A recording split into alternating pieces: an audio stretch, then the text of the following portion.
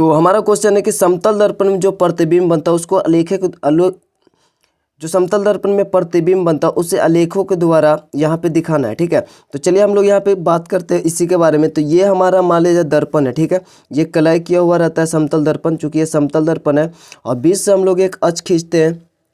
ठीक है, और इस पे एक हम लोग वस्तु लेते हैं। मान लीजिए ये हमारा वस्तु है, यहाँ पर ए भी एक वस्तु है। ठीक है, ये ए भी एक वस्तु है और किसी भी वस्तु का प्रतिबिंब दिखाने के लिए यहाँ से तो कई सारे किरण गुजरेंगे, बट अपने को प्रतिबिंब दिखाने के लिए कम से कम 2 किरण चाहिए होगा। ठीक है, अब इस किरण को कई तरीके से भी गुजार सकते हैं, तो विभिन्न तरीके से गुजर सकता है। तो सबसे पहले हम लोग इसको यहाँ से एक बार इस प्रकार से गुजारते हैं तिरछा। ठीक है, इस प्रकार से गुजारते हैं और यहाँ पर एक अभिलंब डालते हैं, क्योंकि आपको पता है अभिलंब, और यहाँ पे से ये आपतन कोण हुआ और यहाँ से एक परिवर्तन कोण होगा। ये दोनों का जो कोण होगा यानी कि यहाँ पे आई और आर बराबर होंगे। ठीक है, और यहाँ पे ऐसा लगेगा कि ये पीछे, मतलब अभी बात करते हैं, यहाँ पे लगेगा कि ये इधर से आ रहा है, दर्पण के पीछे से ये किरण जा रहा है। ठीक है, उसके बाद एक किरण और लेते हैं, चाहे तो आप यहाँ पे ले सकते हैं या फिर हम लोग यहाँ पे भी ले लेंगे, कोई दिक्कत नहीं है, कहीं पे भी ले सकते हैं।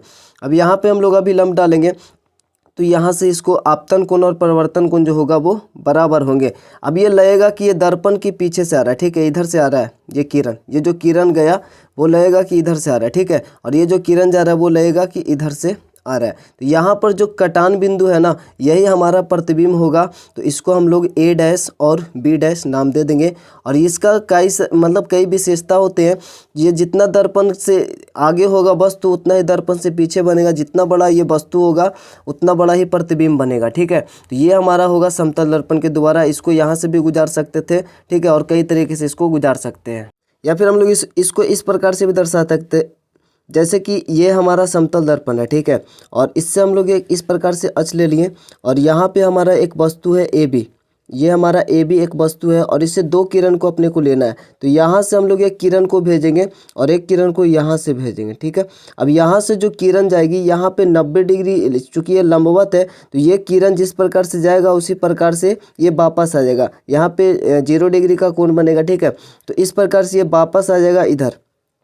ठीक है, और जबकि ये किरण जो है इधर चला जाएगा। ठीक है, यहाँ पे आप आई जो है और आर है जो बराबर होंगे, और इसका जो हम लोग को ऐसा लगेगा, ये जो किरण इधर जाएगा ऐसा लगेगा कि ये दर्पण के पीछे से आ रहा है। ठीक है, क्योंकि हमको जब दर्पण के पीछे प्रतिबिंब जो दिखता है वो कुछ इसी प्रकार से लगता है। ठीक है, अब इसको हम लोग इस प्रकार से सोझा ले जाएंगे तो ये जहाँ पे कटेगा ये हमारा प्रतिबिंब, जो कटान बिंदु है यहीं पे प्रतिबिंब बनेगा। तो ये हमारा ए डैश होगा और ये बी डैश हो जाएगा। ठीक है, क्योंकि ए बी हमने मान लिया इसलिए डैश मान लिया।